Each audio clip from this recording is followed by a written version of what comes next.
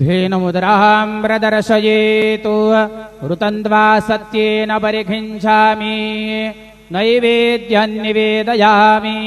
ॐ प्राणायो स्वाहा ॐ अपानायो स्वाहा ॐ व्यानायो स्वाहा ॐ उदानायो स्वाहा ॐ समानायो स्वाहा ॐ ब्रह्मणे नमः।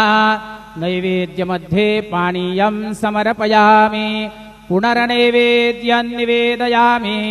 ॐ प्राणायो स्वाहा ॐ अपानायो स्वाहा ॐ व्यानायो स्वाहा ॐ उदानायो स्वाहा ॐ समानायो स्वाहा ॐ ब्रह्मणे नमः। नैवेद्यं समर्पयामि हस्तप्रक्षालनं समर्पयामि मुखप्रक्षालनं समर्पयामि। सद्गुरु साईनाथ देवताभ्यो नमः प्रार्थनापूर्वकं नमस्करोमि। श्री सच्चिदानंद सद्गुरु साईनाथ महाराज के जय।